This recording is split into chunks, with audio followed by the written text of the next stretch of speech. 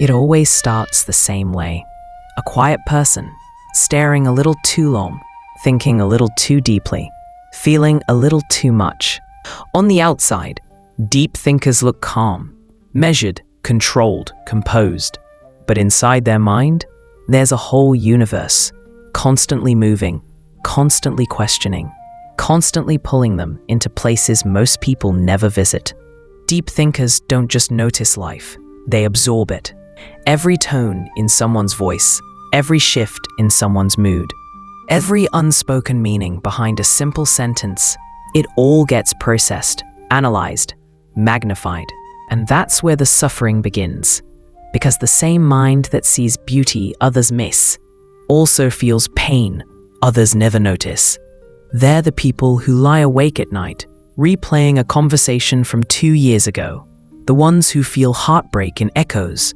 The ones who see through everyone, but struggle to let anyone see through them. This is the silent cost of a thinking mind. And today, boss, we're going to explore why the people who understand the world so deeply often hurt the most. Deep thinkers rarely announce their depth. You notice it in the small, almost invisible behaviors, the kind most people overlook. They pause before they speak, not because they're unsure, but because their mind is busy scanning every angle of what their words might mean. They replay moments long after they've passed.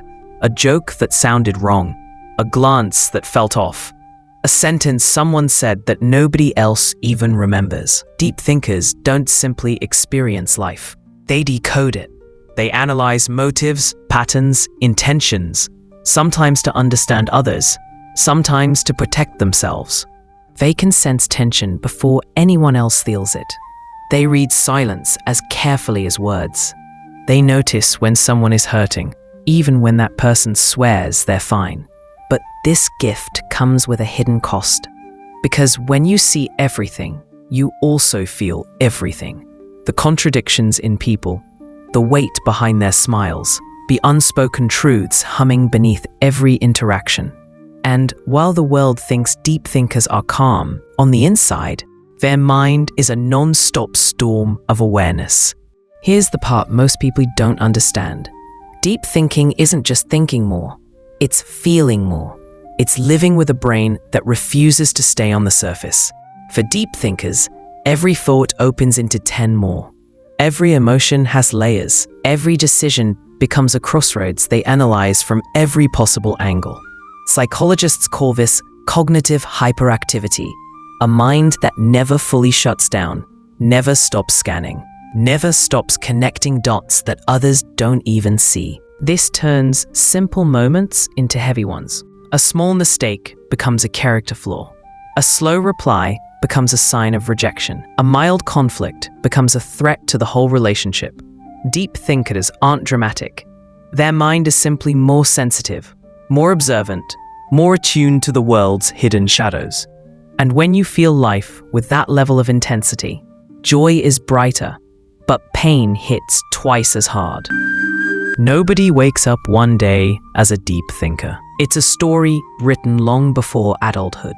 Some learn depth in quiet childhoods, where they spent more time observing than speaking. Kids who grew up watching instead of participating, listening instead of being heard. Others developed it from loneliness, the kind that forces your mind to become your only companion. When you spend hours inside your own thoughts, those thoughts naturally grow deeper. And for many, deep thinking is a response to pain. Children who lived in unpredictable homes learn to analyze everything, every expression, every mood, every shift, because their safety depended on it. So the deep thinker grows up believing, if I understand everything, I won't get hurt again. What looks like wisdom is often old survival. What looks like insight is often the echo of a childhood spent trying to make sense of chaos. This is why deep thinkers don't just think differently, they see differently. Their mind was shaped by experiences that taught them to dive beneath the surface, even when the water is dark. Being a deep thinker sounds poetic until you realize what it costs. Because when your mind is always digging for meaning, it becomes almost impossible to rest. You feel everything too strongly. You see problems before others even sense them. You notice every shift in tone, every gap in someone's story, every detail no one else registers. And while other people move on quickly, your mind lingers, turning small concerns into heavy ones. You feel misunderstood, not because people don't care, but because most don't live in the level of depth you do. This creates a strange kind of loneliness, being surrounded by people but rarely feeling seen. Joy becomes fragile, because the moment you feel it, your mind wonders how long it will last. Decisions become exhausting, because you can see 10 outcomes, 10 consequences, 10 ways it could all go wrong. This is why deep thinkers suffer. Their mind is a microscope, and sometimes it zooms in on the pain more than the beauty. But here's the part no one tells deep thinkers: your mind isn't the enemy. It just needs direction. The same brain that spirals into fear can also spiral into creativity, clarity, and insight. The trick isn't to think less, it's to think differently. It starts with recognizing the pattern, catching yourself when your thoughts turn into catastrophes, noticing when your mind jumps 5 steps ahead, calling it out gently. This is just a thought, not a truth. And most importantly, deep thinkers must learn what they were never taught growing up, that depth doesn't have to isolate you.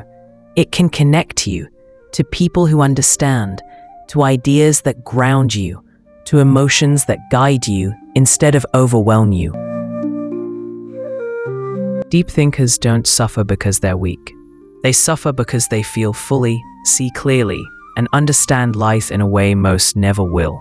The same mind that breaks them is also the mind that makes them wise, empathetic, creative, and quietly powerful. And maybe the world needs people like that. People who think beyond the obvious, who question, who feel, who notice what others overlook. So if you're a deep thinker, your suffering is not a flaw. It's a sign of a mind awake, a heart that refuses to grow numb, a soul built to explore what others avoid. Just remember, depth is a gift, but even the ocean needs a shore, a place to rest. And maybe that's what you deserve now. Not less depth, just more peace within it.